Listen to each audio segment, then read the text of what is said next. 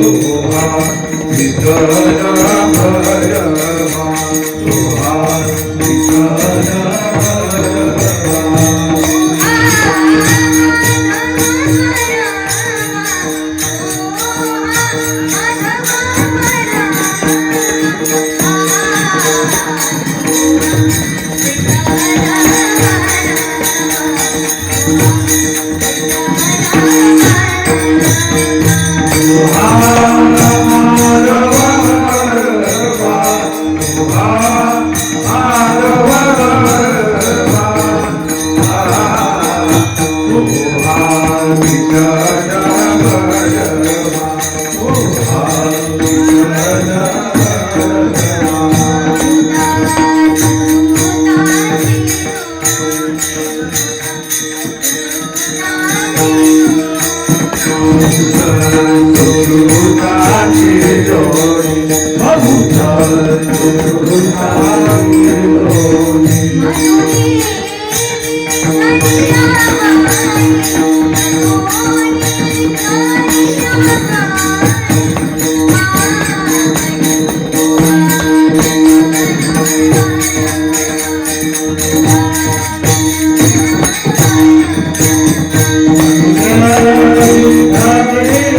Thank you.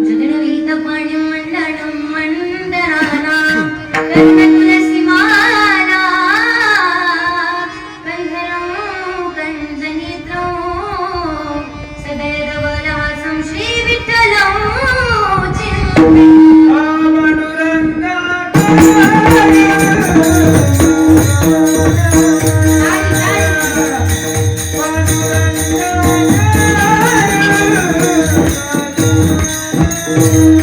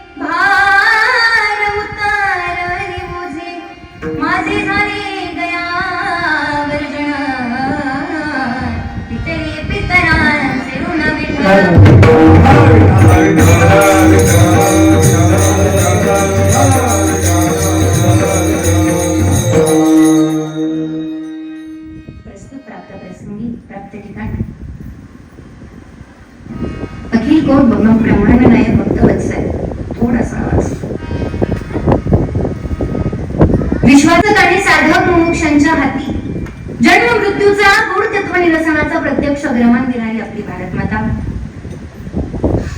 महाराष्ट्राच्या या रांगड्या मावळ मातीत रंगलेल्या वारणा आणि हिरण्यकेशेशातून सुसमृद्ध आणि सुजलाम सुफलाम वनराईने नटलेल्या श्री संत महंतांच्या पदस्पर्शाने पावन झालेल्या आपल्या या महाराष्ट्राच्या भूमीमध्ये, या पंचकृषीमध्ये म्हणजेच बाबळुसर या तीर्थक्षेत्रामध्ये आज या ठिकाणी आपण उपस्थित आहोत. इतरत्र न भटकता वक्त्याच्या आद्य कर्तव्याप्रमाणे सेवेला परिहार देते. आज आपण या सभा मंडपामध्ये या ठिकाणी उपस्थित आहोत. याचं आयोजन नियोजन प्रयोजनच्या निमित्तानं आहे.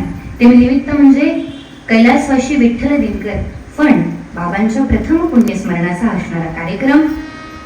हे प्रथम पुण्यस्मरण वर्षश्राद्ध पार पाडण्याकरिता आपण सगळी मंडळी या ठिकाणी उपस्थित आहात. सेवेला सुरुवात करण्यापूर्वी बघा, आज मी तुमच्या गावामध्ये आली आहे. माझी काही पहिली वेळ नाही, बरोबर म्हणते ना मी.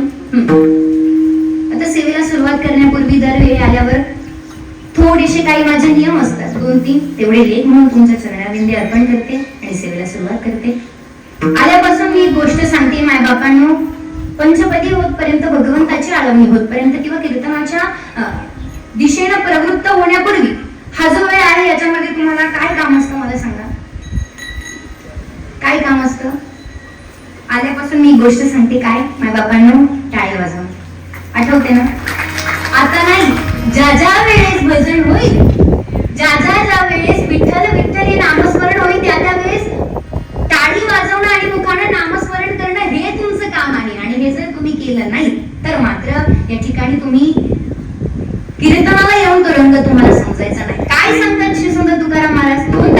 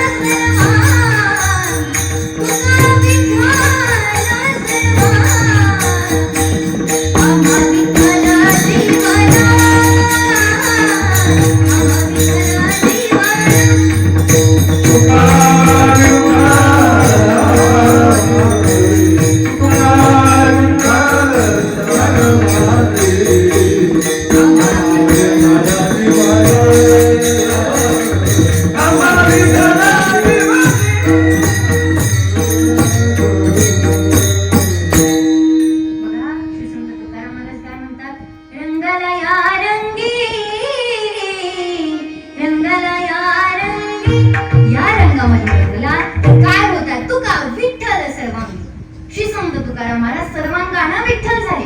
आणि म्हणून खऱ्या अर्थानं आजच्या या कीर्तनामध्ये आम्हाला जर सर्वांगानं भगवंताची एकरूप व्हायचं असेल तर मात्र आम्हाला या कीर्तनामध्ये जागं बसावं लागेल. आणि त्याच्याकरता पहिला नियम हा असेल, जेव्हा जेव्हा भजन होईल त्या वेळेस काय करायचं समजलं ना सगळ्यांना?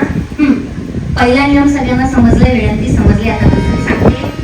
माझा स्वतःची वैयक्तिक एक अडचण आहे, मला जरा दिसायला थोडंसं कमी आहे आणि मी आज नेमका चष्मा विसरली. आणि अशा वेळेस तुमचं काय काम आहे? ज्या ज्या वेळेस मी तुम्हाला विचारेन ना, माय बाबा तुम्हाला समजते का, त्या वेळेस होकारार्थी एवढी मान हलवत चला. एवढे 2 नियम माझ्या कीर्तनापर्यंत शेवट आला. आपलं कीर्तन सुखकर होईल. सर्व संतांना संतांच्या चरणात बिंदे ही सेवा समर्पित करण्याच्या निमित्तानं त्यांना सगळ्यांना नमन करूयात. घ्या विघ्या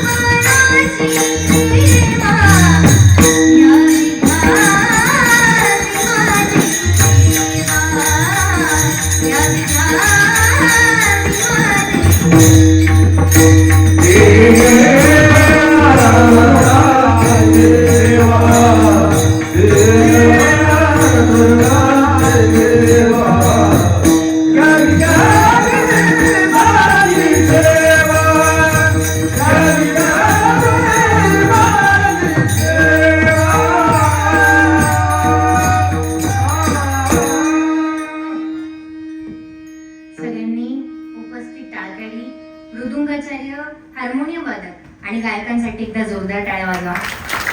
आता काय सांगते मी, काय होतं माहितीये का, ही जी मंडळी आहेत ना, ती मंडळी माझ्या प्रथम कीर्तनापासून किंवा माझ्या पहिल्यापासून, अगदी मी यांच्या एवढी होते तेव्हापासून मला साथ करतात. आज या सेवेला सुरुवातीला जे उपस्थित आहेत, ज्यांची विघ्नहर्ता वारकरी शिक्षण संस्था भंबर्डी, ही जी टाळकरी मंडळी ज्यांच्या शिक्षण संस्थेखाली शिकतायत, ते आदरणीय हरिभक्तीपरायण गुरुवरी हरिभक्तीपरायण माऊली महाराज पवार.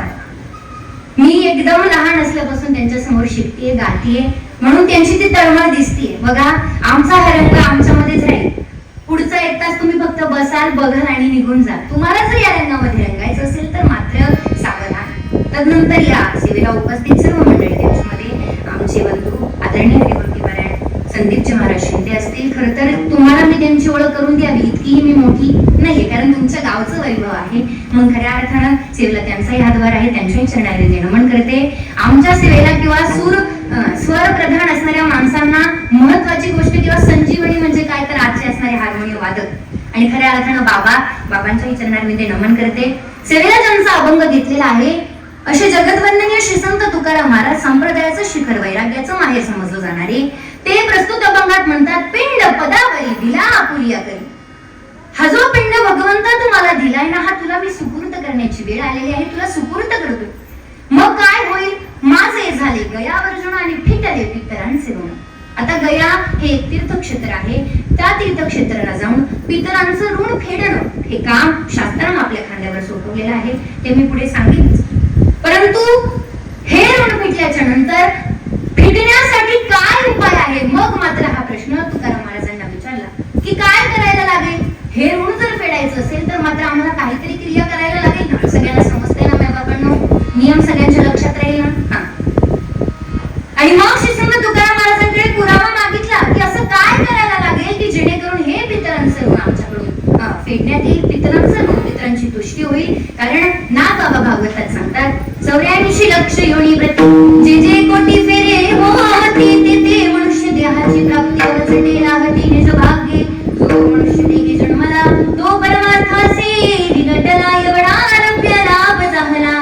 पितरे मांडीला उत्साह, आपल्या पितरांनी उत्साह मांडावा. अशी काय क्रिया आपल्याला करायची? तर मात्र जन्माला येऊन परमार्थासी विघटन किंवा परमार्थ करणं हे आपलं काम शास्त्राने सांगितले. आणि मग हे काम करण्याकरता श्री संत तुकाराम महाराज 3ऱ्या चरणामध्ये सांगतात की केले कर्मांतर ओम मारिली हरिहार. काय म्हणतात? केले कर्मांतर. मी हराच्या अवतीभोवती केली. आणि मग भगवंताचं किंवा हरीचं आणि हराचं चिंतन केल्याच्या नंतर आता मात्र मी पितरांच्या ऋणामधून उत्तरायी झालेलो आहोत, माझं कार्य करून झालेलं आहे. आणि मग श्री संत तुकाराम महाराज शेवटच्या चरणामध्ये म्हणतात, तुका म्हणे माझे भार उतरले ओझे. माझ्या खांद्यावरचं जे ओझं होतं आता ते संपूर्णपणे उतरलेलं आहे. आता मी निश्चिंत झालेलो आहोत. असा अभंगाचा सरळ सरळ भावार्थ तुमच्या चरणांमध्ये मांडतो. अभंग सगळ्यांना समजला ना? बघा, अभंगाचं चिंतन अतिशय साधं आहे. शास्त्र असं सांगतं, भारताच्या धर्मशास्त्रानं, नीतिशास्त्रानं, मानसशास्त्रानं ज्या 16 संस्कारांना महत्व दिलं, त्या 16 संस्कारातला शेवटचा संस्कार म्हणजे अंत्येष्टी हा संस्कार. आणि या संस्काराच्या अंतर्गत काय होतं सांगते तुम्हाला, की एखादा व्यक्ती गेला की त्याच्या गेल्याच्या नंतर कोणकोणते विधी करायच्या, कोणकोणत्या गोष्टी करायच्या, ही त्या अंत्येष्टी संस्कारात सांगितली.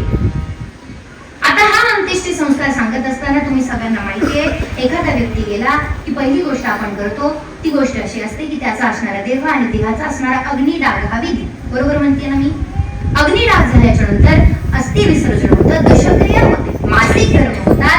आणि हे मासिक धर्म होत होत आता मात्र 1 वर्षाचा कालावधी पूर्ण व्हायला येतो. यावेळेस गरुड पुराण इथे असं सांगतं की 1 वर्षाचा हा कालावधी म्हणजे त्या यमाच्या असणाऱ्या दरबारामध्ये, त्या विष्णूच्या असणाऱ्या दरबारामध्ये, त्या चित्रगुप्ताच्या माहितीनुसार आज या जीवात्म्याला काय गती मिळेल, या न्याय निवाडाचा आजचा खरा दिवस आहे, पुण्यस्मरणाचा दिवस आहे. आणि म्हणूनच खऱ्या अर्थानं पुण्यस्मरण या शब्दाची संधी विच्छेद करत असताना, शब्दाचा अर्थ सांगत असताना ते सांगतात की पुण्याचं स्मरण करण्याचा आजचा दिवस आहे. आणि म्हणून खऱ्या अर्थानं ज्यांच्या माध्यमातून ही सगळी सेवा, आयोजन, नियोजन, प्रयोजन आहे ते पण परिवार आणि आप्तेष्ट नातेवाईक, पितरांचं ऋण फेडण्याकरताही भाग्य लागतं. बघा, मला माहिती ऊन झालेलं आहे. आता काय होतं, मी नेहमी सांगत असते बघा विनोदानं, सकाळची सेवा असते दशक्रियेची, घाटावरती सगळ्यांना माहिती आहे वैकुंठ भूमीमध्ये सगळ्यांचं लक्ष हे कावळ्याकडे असतं. माझ्यापेक्षा प्रिय त्यांना त्यावेळेस कावळाच असतो. एकदा काकस्पर्श झाला की त्यांची चल बिचल होते, 10 मिनिटात सेवा संपते. तिथेही तुम्हाला गरुड पुराण शास्त्राचं ऐकायचं नाही. आता मात्र पुण्यस्मरणाची वेळ येते जिथे शास्त्राचा अभ्यास करून तुम्ही दिलेल्या आशीर्वादानुसार आम्ही मंडळी मात्र अभ्यास करून तुमच्या समोर उभं राहतो. परंतु तुमची इच्छा निर्माण होते की शास्त्राचं काही सांगू नका, जरा थोडं कडेकडेने जाऊ द्या आपलं.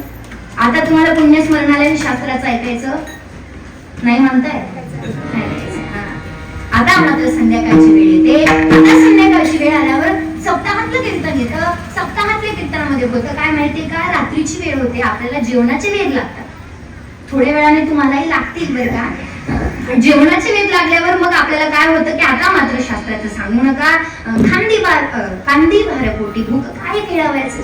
आता आम्हाला भूक लागलेली आहे, तुम्ही काय शास्त्राचं सांगू नका. मला सांगा, शास्त्राचं तुम्हाला सकाळी ऐकायचं नाही, दुपारी ऐकायचं नाही, संध्याकाळी ऐकायचं नाही, मग मी शास्त्र सांगायचं कोणाला? ऐकाय ना? म्हणून आज खऱ्या अर्थानं शास्त्राच्या व्यतिरिक्त इतरत्र शब्द, इतरत्र भटकणे नाही. त्या पुण्यस्मरणाचा विधी सांगत असताना मायबापांनो बघा, आपण मासिक धर्म घालतो. फड कुटुंबियांनी बाबांचं एवढं मोठं श्राद्ध ठेवलंय, हा अन्नदानाचा विधी ठेवला. हे अन्नदान प्रश्न विचारावा काय की देवावर विश्वास आहे का? साहजिक आमचं उत्तर होतं हो, देवावर विश्वास आहे. पाठ संपला, आम्ही असणाऱ्या ठिकाणाहून बाहेर आलो आणि गोष्ट मनात आली. बघा, मुंबईला ठिकठिकाणी एक खेळ चालतो. जुन्या काळी जसे मादाराचे खेळ असायचे, जसे डोंबाऱ्याचे खेळ असायचे, तसे आता मुंबईला ठिकठिकाणी असा एक खेळ असतो ज्या खेळामध्ये 2 बाजूला 2 मोठ्या काठ्या बांधलेल्या असतात, मध्ये आडवी रस्सी बांधलेली असते आणि त्या रस्सीवर उठून उभं राहून तो माणूस कसरत करून, कला करून रस्सीवरच्या एका टोकापासून दुसऱ्या टोकापर्यंत चालत जातो. ही असणारी त्याची ती कसरत. आता ही बघायला किंवा ही दिसायला आम्हाला सुरुवात झाली. आम्ही सगळे एकमेकांना प्रश्न विचारायला लागलो, काय रे तुझा त्या माणसावर विश्वास आहे का? आता विश्वास बसेल किंवा ज्यावेळेस दृष्टीनं ते दृश्य पाहू, त्याचे साक्षी आपण असू, तो साक्षी भाव आपल्याकडे असेल, मग मात्र आम्ही पाहायला सुरुवात केली. त्या माणसानं त्याचं असणारं लेकरू कडेवर घेतलं आणि चालायला सुरुवात केली. रशीच्या एका टोकावर तो उभा राहिला, अलगद चालत चालत रशीच्या दुसऱ्या टोकापर्यंतही तो येऊन पोहोचला. आता मात्र पुन्हा आम्हाला एक प्रश्न पडला की आता विश्वास बसला ना? बसला सगळ्यांचा विश्वास, तो काय पडत खाली नाही. आता मी तुम्हाला प्रश्न विचारते, मला सांगा, तुम्ही तुमच्या डोळ्यानं आता पाहिलं की नाही, तो चढला, एका बाजूला चढला, दुसऱ्या बाजूला अलगद न पडता न काही होता गेला. मग आता मी तुम्हाला प्रश्न विचारते,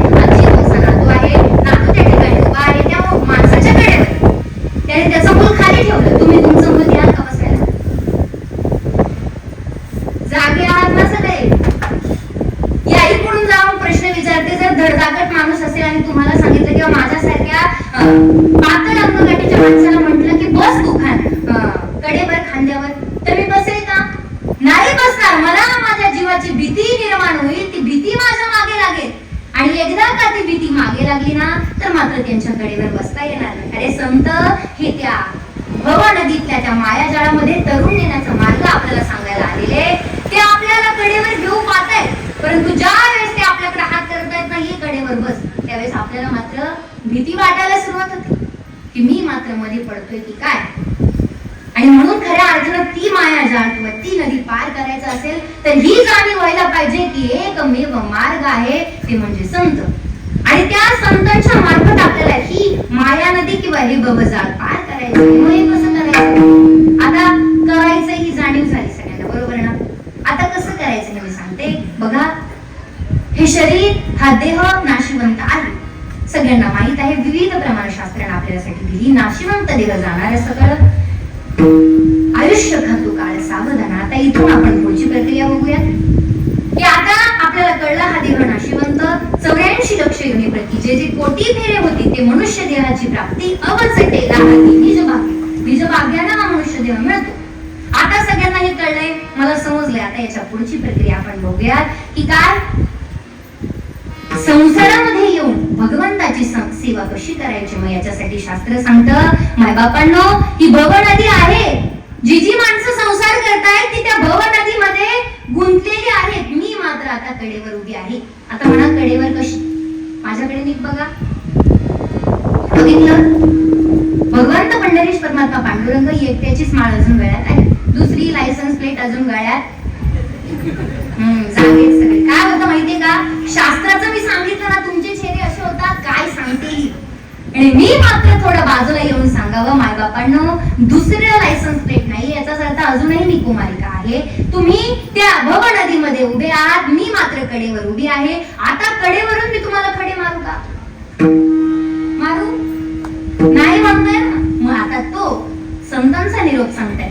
आलिया संसारा उठावे गकारा, आलिया संसारा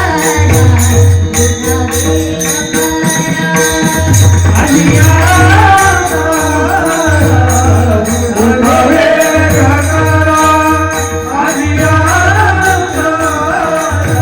उठावे गकारा, आलिया उठावे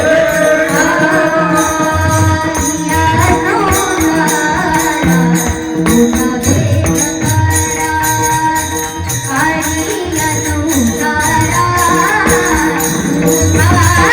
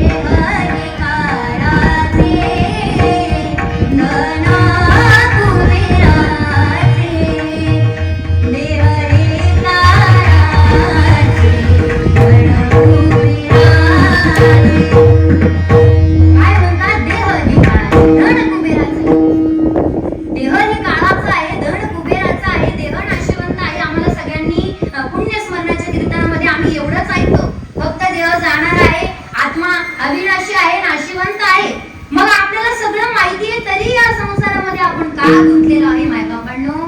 कारण शास्त्रकार येतात, दवंडी देणारा येतो, दवंडी देतो, त्याच्या असणाऱ्या घशामधून, कंठामधून, पाय बेंबीच्या देठापासून ओरडून ओरडून तो तुम्हाला एखादी गोष्ट सांगतो, पण तुम्ही मात्र निखट्ट बसलेले आहात. हाताची घडी मोडणे नाही, नाही म्हणताय, टाळी वाजवणे. दवंडी देणारा आलाय. आमचे बाबा काय म्हणायचे, आदरणीय करंडे बाबा, बघा 2 वाहन आहेत, 2 वाहन डोळ्यासमोर करा. एक आहे बस आणि दुसरी आहे रेल्वे. बस काय करते, प्रत्येक स्थानकावर येते, प्रवाशांसाठी उभी थांबते, प्रवाशांची वाट बघते, प्रवासी चढतात, मग बघते सगळे आलेत का, सगळे बसलेत का, आणि मग पुढच्या प्रवासाला सुरुवात करते. आणि रेल्वे काय करते, रेल्वे येते, तिच्या वेळाला येते, उभी राहते, प्लॅटफॉर्मवर जे आहेत किंवा त्या ठिकाणी जे उपस्थित आहेत ते चढतात त्यांचे, तिची वेळ झाली की निघून जाते.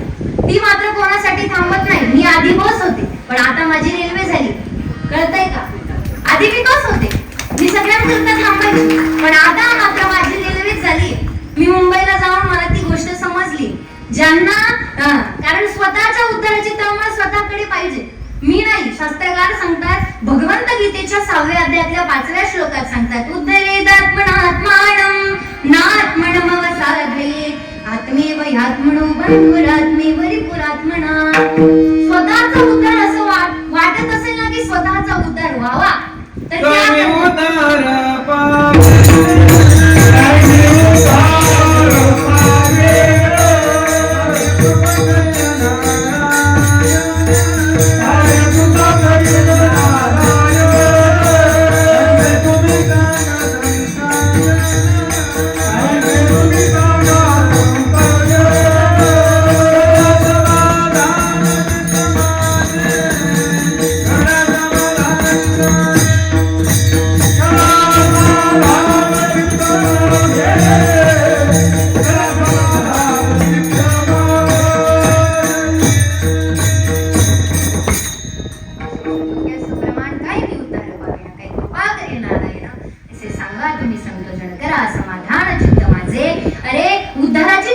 स्वतःलाच लागलेली पाहिजे. भगवंत सांगतात की स्वतःचा उद्धार व्हावा असं वाटत असेल तर स्वतःचा मित्र व्हावा लागेल, शत्रूला बाजूला सारून. मग ही उद्धाराची तळमळ कशी शेवटाला जाईल, तर मात्र श्री संत तुकाराम महाराज सांगतात की जो भगवंताने पिंड दिलाय ना, तो पिंड आता त्याला सुपूर्द करण्याची वेळ आलेली आहे. जन्म घेतो आम्ही, जन्म येणे घडे पातकांचे मूळ संचिताचे फळ आपुले. आपल्या संचिताच्या फळामुळे आपल्याला जन्म मिळतो. परंतु हा जन्म मिळत असताना, त्या पिंडाची उत्पत्ती होत असताना, आता तो पिंड परिपूर्ण झालेला आहे. तो भगवंताने मला पिंड दिलाय आणि आता मात्र त्याला हा पिंड सुपूर्द करण्याची वेळ आली. सुपूर्द करण्याच्या वेळीच्या वेळेस काय करायचं, तर मात्र शास्त्र सांगतं की आम्हाला कळलंय, आली या संसारा उठा वेग करा इथपर्यंत होतो आपण. शरण जाऊ पांडुरंगाला शरण जायचे, परंतु आम्ही संसारामध्ये गुंतलेला आहोत. तो संसार आम्हाला सुटत नाही. सुभाषितकार आम्हाला सांगतात बघा, अतिशय सुयोग्य असं सुभाषित सांगतात की धनानि भूमो पशवश्च गोष्टे भार्या गृहद्वारी जन स्मशानी देहश्चितायां लोकमार्गे कर्मानुभवश्यति जीव एक. काय सांगतात शास्त्रकार, धन आणि भूम, धन कुठपर्यंत येतं, भूमीपर्यंत येतं. पशवश्च गोष्टी, आपण जे गाई गुरं पाळतो ती गोठ्यापर्यंत आपल्या सोबत असतात. भार्या गृहद्वारी, एखादा व्यक्ती गेला की शास्त्र असं सांगतात त्याच्या पत्नीनं कुठपर्यंत यावं, तर भार्या गृहद्वारी, भार्यानं किंवा पत्नीनं दरवाजाच्या चौकटीच्या बाहेर येऊ नये. मग आपल्या बरोबर स्मशानात येईल कोण, जड स्मशान, अपतेष्ट नातेवाईक हे संबंध असणारी व्यक्ती आपल्या सोबत स्मशानात येतात. मग आपल्या सोबत स्मशानापर्यंत ते येतात, ते तदनंतरच्या असणाऱ्या वाटचालीमध्ये आपल्या सोबत कोण, तर मात्र शास्त्रकार किंवा या ठिकाणी सुभाषितकार सांगतात की कर्मानुभोगश्यति जीव एक. एकटा जीव फक्त कर्माच्या आधारावर आहे. आणि म्हणून प्रथम चरणातून तृतीय चरणामध्ये जात असताना किंवा ही सगळी साखळी समजून घेत असताना आपल्याला कर्म काय करायचं किंवा संसार किती लटका आहे हे समजून घ्यावं लागेल. याच्यासाठी एक धावता दृष्टांत सांगते बघा, लक्ष द्या. एक बाबा होते, बाबांच्या गावामध्ये यात्रा होती. सगळ्यांचं लक्ष आहे ना बाबांनो. आणि त्या दिवशी गावात यात्रा असल्या कारणानं ते नातवाला सोबत घेऊन गेले. आता नातवाला सोबत घेऊन गेले, यात्रेमध्ये गेलाय म्हणजे तो हट्ट करणारच. त्यानं हट्ट करायला सुरुवात केली, अहो बाबा एखादी गोष्ट मला घेऊन द्या ना. आता एक एक हट्टानं गोष्ट बाबांनी त्याला घेऊन द्यायला सुरुवात केली. दोघं घरी आले. घरी आल्याच्या नंतर बाबा जेवले. सुनेने बाबांना दुधाचा ग्लास आणून दिला. बाबांनी दूध पिलं आणि बाबा झोपून गेले. इथपर्यंत दृष्टांत आपल्या काही कामाचा नाही. इथून पुढे महत्वाची गोष्ट, जे बाबा सकाळी पहाटे 4च्या ठोक्याला उठत होते ते बाबा आज 6 वाजले तरी उठे नाही. मग मात्र सुनेला प्रश्न पडला, कारण वारकऱ्याची आचारसंहिता सांगत असताना वारकऱ्याचा नित्य नेहमी पहाटे सुरू होतो, बरोबर. बाबाही अतिशय हाडाचे वारकरी होते. बाबांचा नित्यनेम सकाळी चालू व्हायचा. आज बाबा 6 वाजेपर्यंत उठले नाही. मग मात्र सुनेनं सासूला म्हणावं, आत्याबाईच म्हणतात ना, बरोबर. कारण अनुभव येई अंगात या जगा, अनुभव येते पाहिजे साचार. मला काही अनुभव नाही म्हणून विचारते, आत्याबाईच म्हणतात ना. मग तिनं म्हणावं, आत्याबाई अजूनही मामा उठले नाही, काय झाले बघून येतात का? मग आजीने सांगावं, अगं रोज झोपतात ते 4 वाजता, जाऊ दे एक दिवस जास्त झोपले तर झोपू. सासूनही सुनेला अटकारलं आणि म्हटली, जाऊ दे झोपलेत ना झोपू दे. आता मात्र 6चे 10 वाजले, 11 वाजले तरीही बाबा उठून आले नाही. मग मात्र दोघींनाही प्रश्न पडला, अरे नक्की काय झालंय? बघून येऊचा. गाडी गेली, मी इथेच अजून. मग दोघी बाबांच्या असणाऱ्या खोलीच्या बाहेर उभ्या राहिल्या. बघायला सुरुवात केली आणि त्यांच्या डोळ्यांना एक दृश्य दिसलं. ते दृश्य असं होतं की बाबांच्या छातीवर काळ्या रंगाचा भुजंग त्यांना विराजमान दिसला. आणि मग मात्र दोघींच्या मनामध्ये कालवा व्हायला सुरुवात झाली. तो साप बाबांना चावला असेल का, म्हणून बाबा उठले नसतील का, बाबांना काय झालं असेल, असे नानाविध प्रश्न त्यांच्या मनामध्ये आले. ते त्या प्रश्नांनी गंगारून गेले, गोंधळून गेले. आणि आता अशी कल्पना करा, बाबा गेले, बाबांची विधी करायचे. मग विधी करण्यासाठी तो साप बाजूला करावा लागेल की नाही. आता मात्र सगळ्यांमध्ये चर्चा चालू झाली की तो साप बाजूला कोण करणार. सगळ्यांना प्रश्न कळला, सापाला बाजूला करायचं हा प्रश्न सगळ्यांना पडला. आता शास्त्र सांगतं किंवा त्या दृष्टांतात सांगितलं होतं की आजींनी हा प्रश्न मांडण्याकरता पद्धत जी अवलंबिली ना, ती पद्धत अशी होती. त्याच्यासाठी मी सांगते, ज्या वेळेस माझं आणि माझ्या भावाचं भांडण होतं ना, त्याने मला चिमटा काढूयात किंवा मी त्याला चिमटा काढूयात. मी त्याला चिमटा काढला ना, तो आवाजही करत नाही, कोणाला कळतच नाही आमची भांडणं झाली की नाही. पण त्याने जर मला चिमटा काढला तर मात्र माझा खालच्या घरापासून वरच्या घरापर्यंत आवाज हा निकट सगळ्यांना ऐकू येतो, स्पष्ट आवाज ऐकू येतो. याचा अर्थ काय, आपली असणारी स्वरपेटी आहे ना, ती पुरुषांपेक्षा टाळ सप्तकातली आहे. आणि ते असणारी गोंधळाची गोष्ट आजींनी अवलंबली. आजींनी एकच गोंधळ करायला सुरुवात केली, साप बाजूला केला नाही. गोंधळामुळे झालं काय, संबंध आपतेष्ट नातेवाईक परिवारातील सगळी माणसं उपस्थित झाली, जमली. आणि मग त्यांच्यात चालू झालं की कोण साप बाजूला करणार.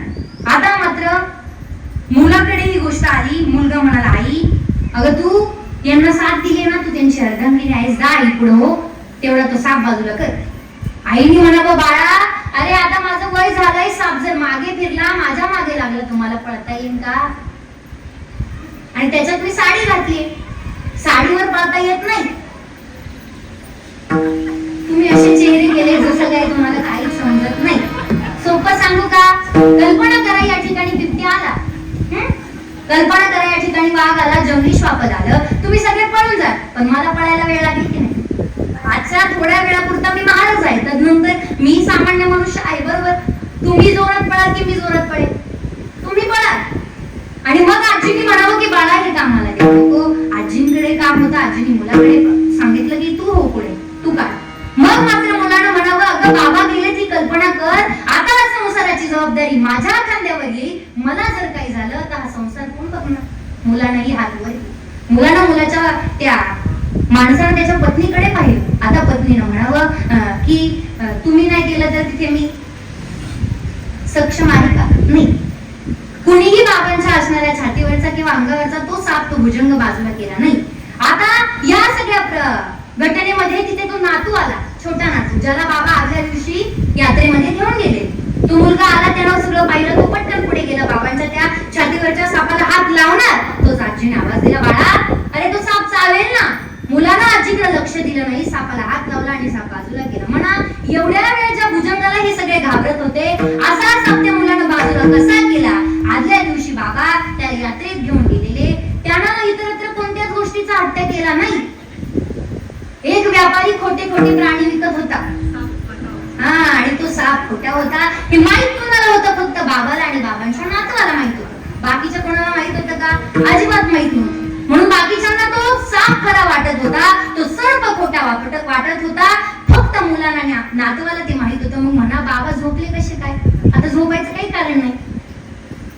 आठवा तो घटनाक्रम. त्या घटनाक्रमामध्ये बाबा यात्रेवरून आले, घरी आले, जेवले आणि सुनेनं काय दिलं बाबांना प्यायला? होते काय तुम्ही तिथं बघायला? दूध दिलं ना प्यायला.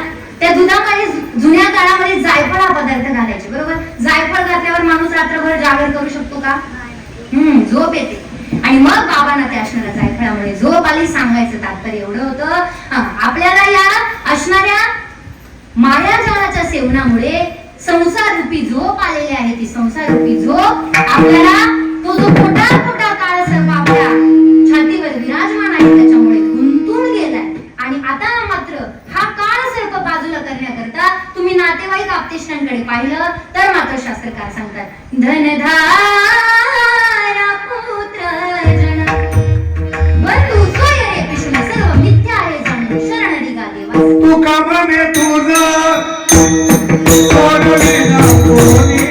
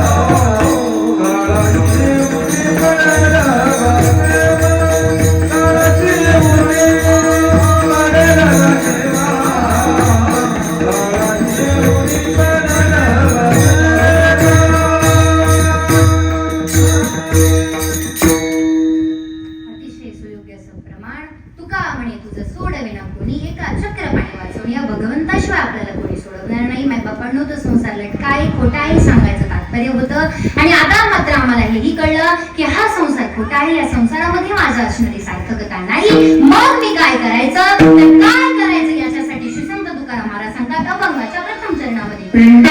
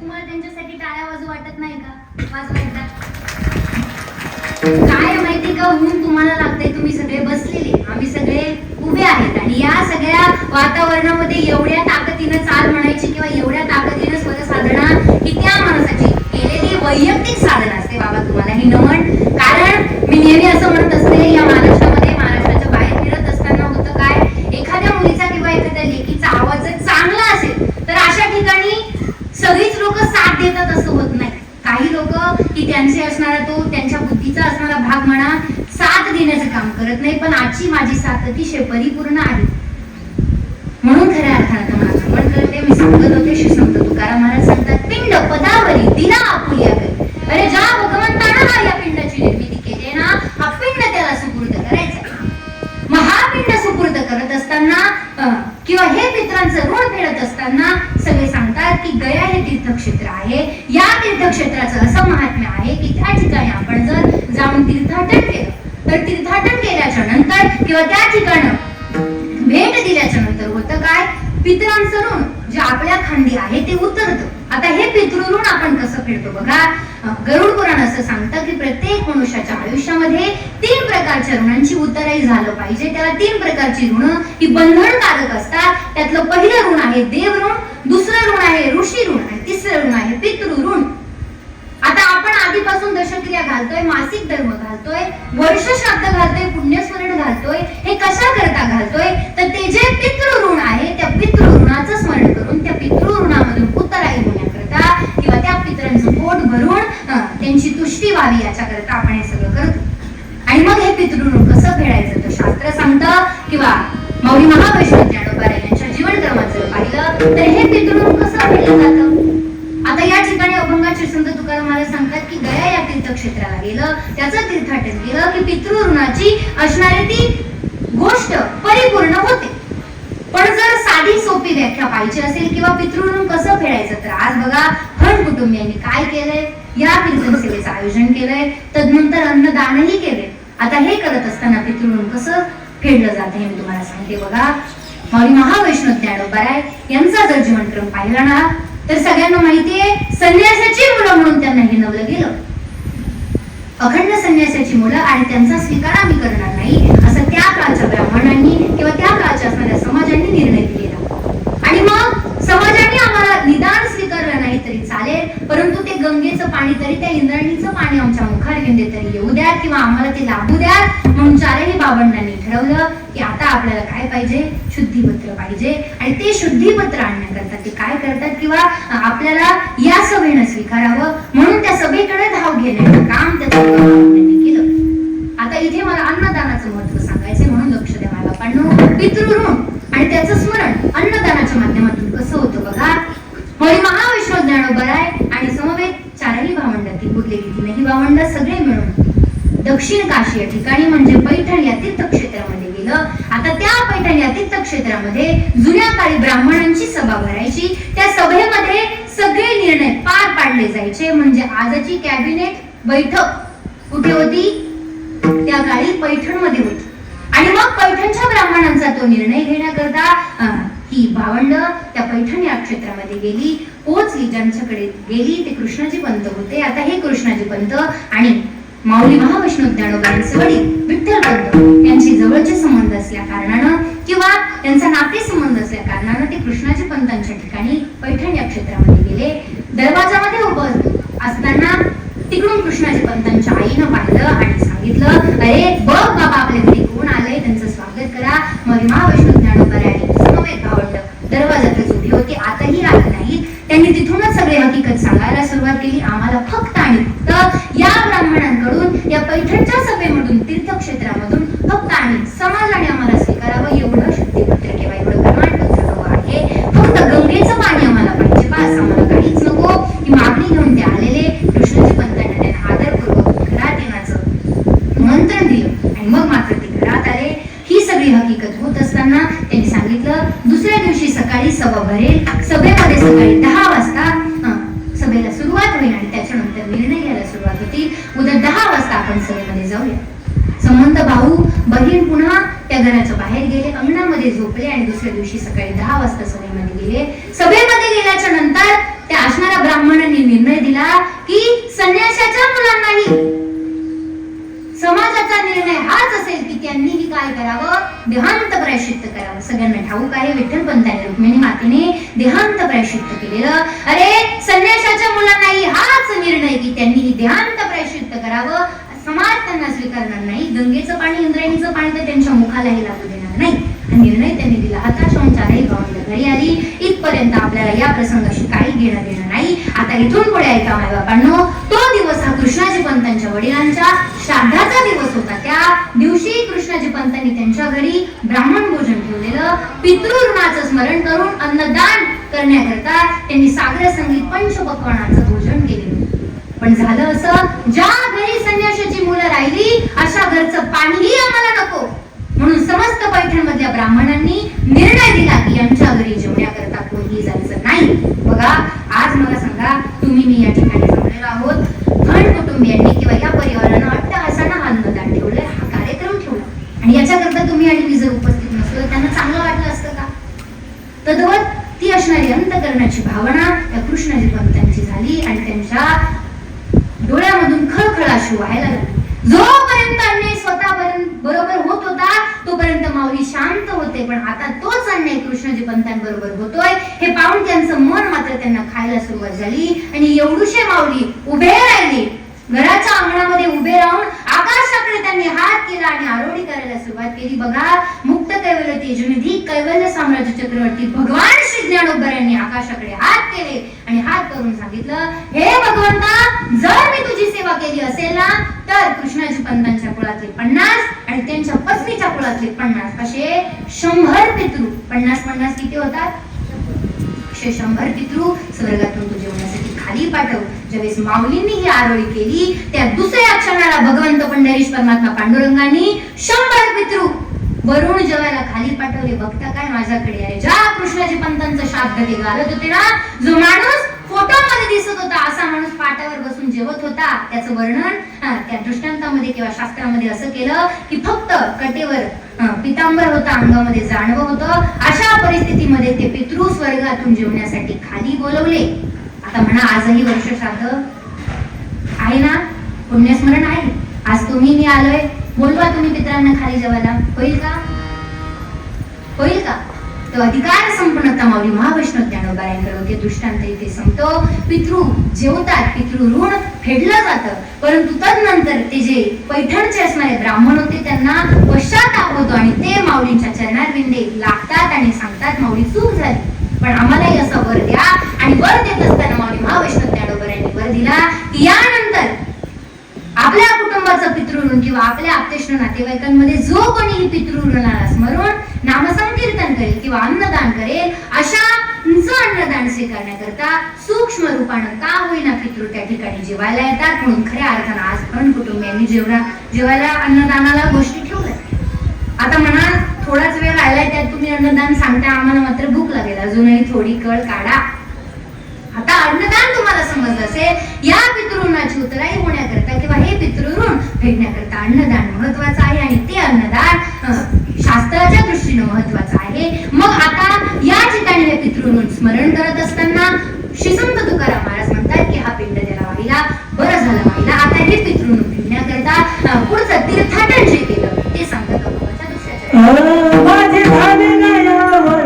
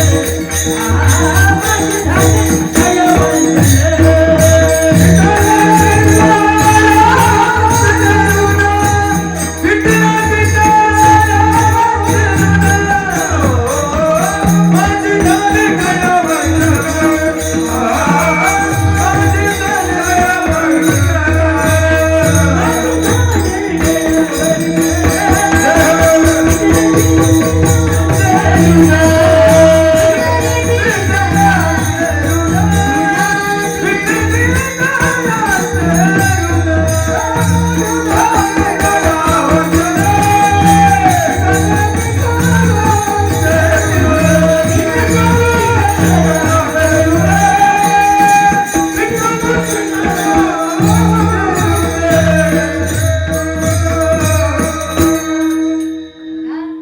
पितरांचं ऋण आपण पाहूया. हे पितरांचं ऋण फेडण्याची अपेक्षा किंवा फेडण्याचं सामर्थ्य भगवंत प्रत्येकालाच देतो असं नाही. बघा मी सांगून जाईल, पितृ ऋण आलंय म्हणून सांगते. आज महाराष्ट्रामध्ये परिस्थिती पाहिली ना तर आपला भाग हा अतिशय संपूर्ण आहे, संपन्न आहे या कारणानं. कारण आपल्या या भागामध्ये आई वडिलांना अजूनही तोच दर्जा आहे. आई वडिलांचा शब्द हे प्रमाण मानणं. अजूनही या भागामध्ये अशी मुलं आहेत, आजही कुटुंबीय पहा, पण कुटुंबीय पहा तुम्ही वडिलांचं हे कार्य करण्यासाठी आदरणीय शहाजी काका असतील, आदरणीय शांताराम काका फंड असतील, यांच्या माध्यमातून हे कार्य होते. पण हे पितरांचं ऋण मी जर सांगू पाहिलं तर माऊली महावैष्णव ज्ञानोबा म्हणतात, सकल तीर्थांची धुरी जे का माता पितरी तया सेवेशी कीर शरीरी लोण की जे.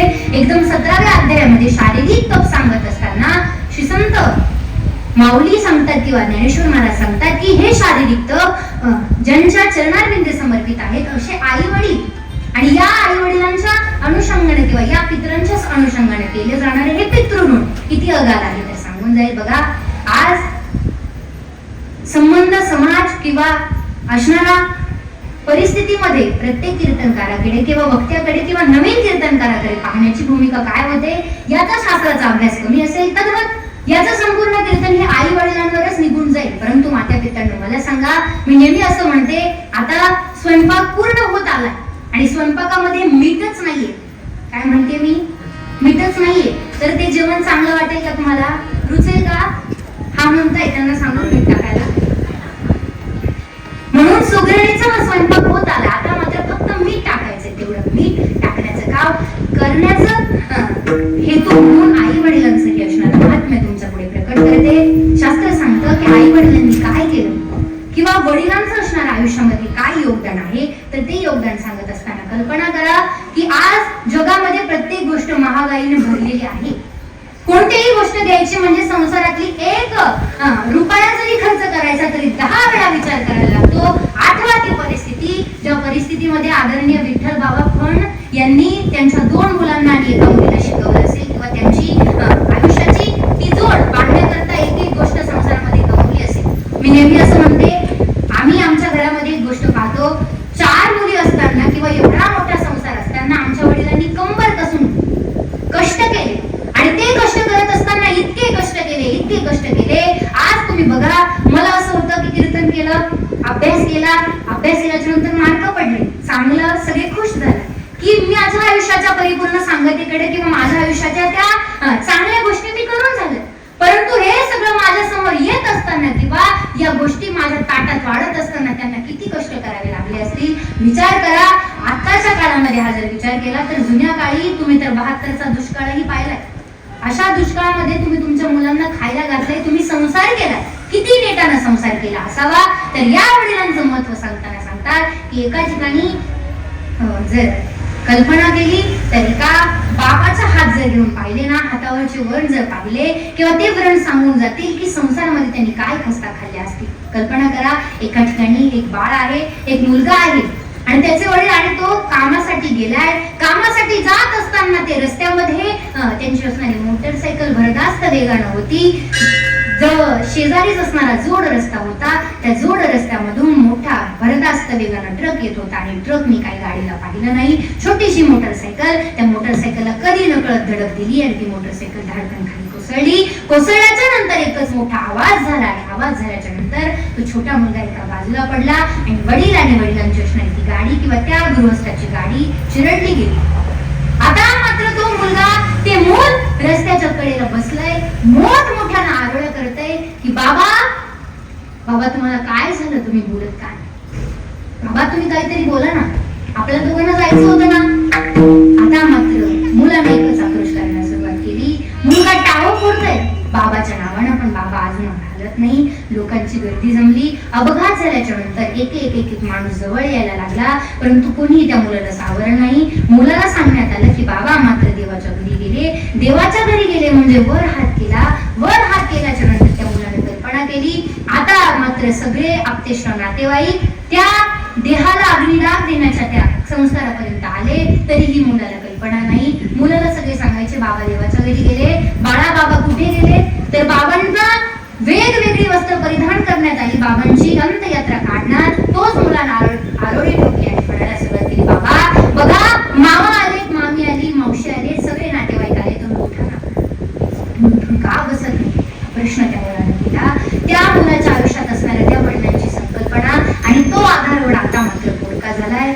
मग मात्र असा बाप एका वेळेस जातो ना, त्यावेळेस मात्र शिसुंत तुकाराम महाराज सांगतात की काय होतं, करी जोडी लेकुराचे बोडी, लेकुराचे बोडी, बापा कार जोडी लेकुराचे बोडी, लेकुराचे बोडी.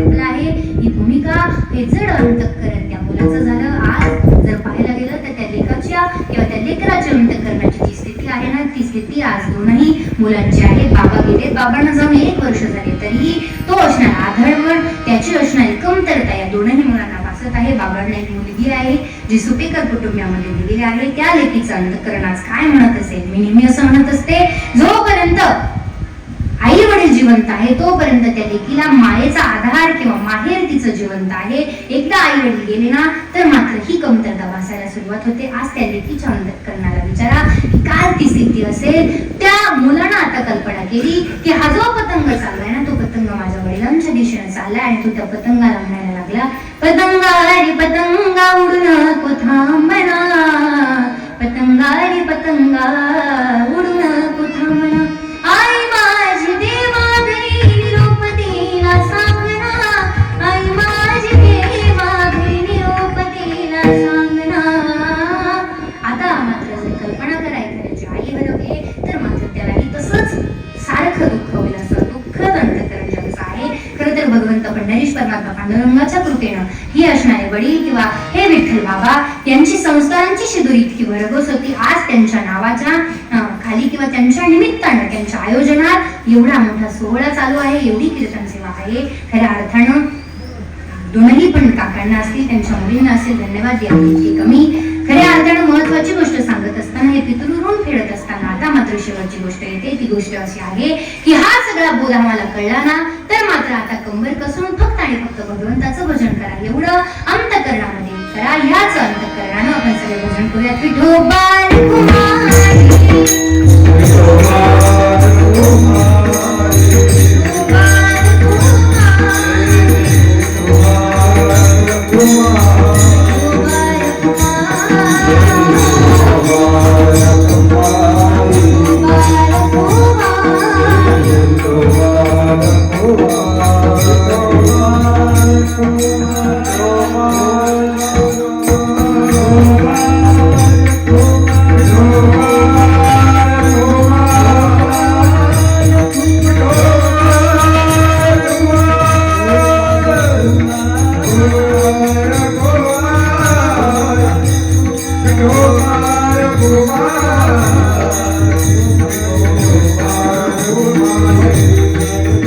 Thank you.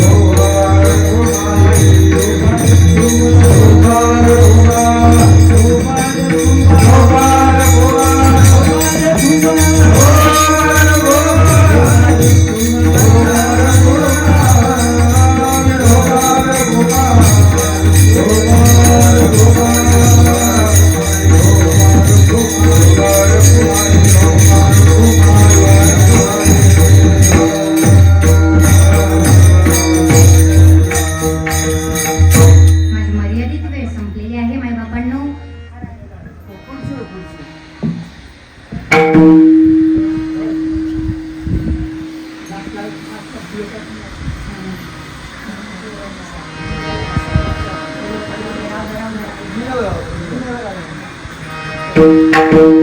अर्थानं माझी मर्यादित वेळ संपलेली आहे.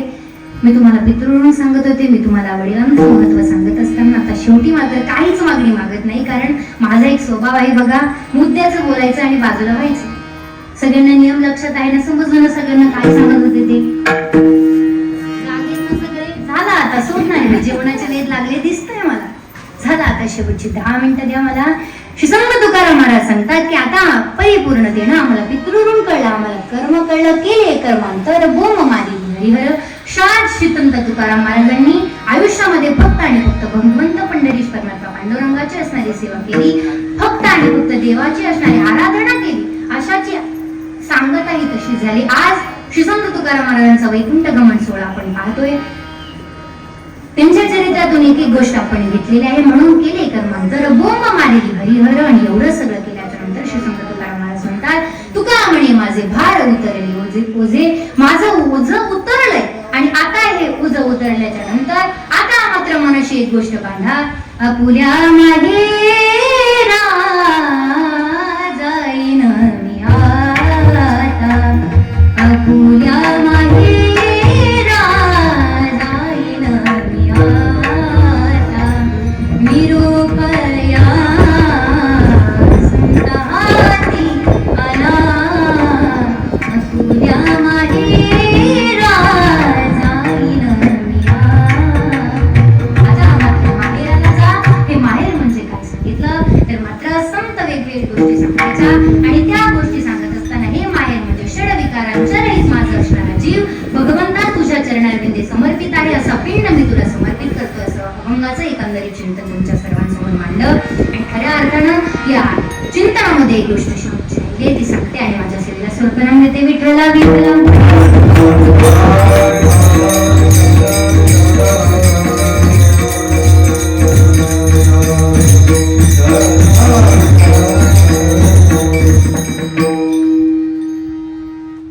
अभंगाच्या दिशेनं सर्व चिंतन मी मांडलेलं आहे. चिंतनाला किंवा सेवेला स्वल्प विराम देण्याच्या पहिले मायबापांनो बघा, मी या ठिकाणी आल्यापासून तुमच्या समोर अट्टहासाने एक गोष्ट सांगते. भगवंत पंढरीश परमात्मा पांडुरंगाच्या दरबारामध्ये सेवा सुपूर्द करण्यापूर्वी माझी या गीतात शब्द वेळे संतांचे म्हणावे, वाढल्या वेळी सपुर माझ्या अमृताचे यावे, या विना देऊ नको पांडुरंगा, याच्यासाठी मंडल आले तुझ्या दाराचा मी दंगा. आज पण कुटुंबियांनी हे जे कार्य केलंय असं प्रथम पुण्यस्मरण त्यांच्या हातून जोपर्यंत भगवंत पंढरीश परमात्मा पांडुरंगाची ही असणारी सत्ता आहे, अधिराज्य आहे, त्यांना भगवंत हे सामर्थ्य देवो. खऱ्या अर्थानं एकदा माझ्या करता माझ्या मी सांगते म्हणून आदरणीय सिस्टीम मध्ये दादा आणि पण कुटुंबियांसाठी एकदा जोरदार टाळ्या वाजवा. आता धावतं सांगते, शेवटी काय होतं, सिस्टीम म्हणजे कीर्तनकाराची असणारी संजीवनीच असते. बाबांना संजीवनी म्हणल्याच्या नंतर सगळी गोष्ट झाली आणि सिस्टीमच जर चांगली नसेल तर मात्र काय तेवढा चांगलं होत नाही. दादांना एकही गोष्ट सांगायला लागली नाही. दादा तुमच्याही चरणांनी नमन. पण कुटुंबियांच्या बद्दल बोलत असताना मी सांगते की त्यांनी अट्टहासाने हे सगळं केलंय. मायबापांना बघा, एखाद्या बापाच्या आयुष्याची परिपूर्णता काय तर जग ऐसा बाप भावा, जग ऐसा बाप भावा, त्याचा वंश त्याचा वंश मुक्तीस जावा, पोटा येता हरले पाप ज्ञान देव मायबाप. अरे असा पुत्र यावा की त्या पुत्रानं वडिलांचं कार्य करावं आणि ते कार्य आदरणीयपणे कुटुंबीय करतायत. म्हणून खऱ्या अर्थानं तुम्हाला एक धन्यवाद देते. सेवा माझ्या खांद्यावर सुपूर्द केली म्हणून तुमच्याही चरणाने नमन करते. या सेवेला सगळे जे उपस्थित होते अशा गायक वृंदामध्ये दोनही बाबा असतील ज्यांनी समोरची चाल म्हणली, त्यांच्याही चरणाने नमन. अगदी माझ्या आयुष्याचा आधारवड ज्यांना संबोधलं असे माझे वडील आदरणीय हरिभक्ती परायण विलासजी महाराज करंडे, झालेली सेवा त्यांच्याही चरणाने समर्पित करते. पवार महाराज असतील, आमच्या आदरणीय संदीप महाराज असतील, सर्वांच्या चरणाने समर्पित करते. उपस्थित सर्व हे देववृंद आहेत, संत वृंद आहेत. मायबापांनो सगळ्यांना समजलं ना? जागे होतात माझ्या सेवेमध्ये. आता मात्र जेवायला काय आहे मला माहित नाही, नाहीतर तुम्हाला सांगितलं असतं किंवा त्याची लालच आम्ही दिली असते. परंतु या लेकीचं एका छोट्या लेकराप्रमाणे तुम्ही ऐकून घेतलं. माऊली महावैष्णव ज्ञानोबाई सांगतात, जैसा स्वभाव मायबापांचा अपत्य बोले जरी गोबडी वाचा, तरी अधिक चितायाचा संतोष अति. आदरणीय पण कुटुंबियांनी मला लेख समजून ही सेवा माझ्याकडे दिली. पुनश्च एकदा सेवा त्यांच्या चरणाने विलीन करते. एखादी गोष्ट चुकली असेल किंवा काळाच्या ओघाने किंवा या समय प्रसंगी अधिक झाले असेल तर माझे मला परत द्या, परंतु जे काय आहे ते भगवंत पंढरीश परमात्मा पांडुरंगाचं आहे असं समजून तुमच्या चरणांमध्ये विलीन करून घ्या. या सेवेला उपस्थित सर्व आप्तेष्ट नातेवाईक यांचं सखट कुटुंबाच्या वतीनं मी आभार मानते. या सेवेला उपस्थित सर्व सामाजिक, राजकीय, इतर सर्व कला क्रीडा क्षेत्रामधील आदरणीय वंदनीय मंडळी ही माझ्यासाठी आहेत. सेवेला उपस्थित आमचे आदरणीय हरिभक्तीपरायण गायनकर बाबाही आहेत. अट्टहासानं नातीचं कीर्तन ऐकण्याकरता आजी बाबा दोघंही आले आहेत. असे आदरणीय सगळं प्रेमाची असणारी मंडळी माझ्यासमोर उपस्थित आहे. इतरत्र वेळ न घेता झालेली सेवा पंढरीश परमात्मा पांडुरंगाच्या चरणामध्ये समर्पित करते आणि माझ्या सेवेला स्वरूपे विनंती.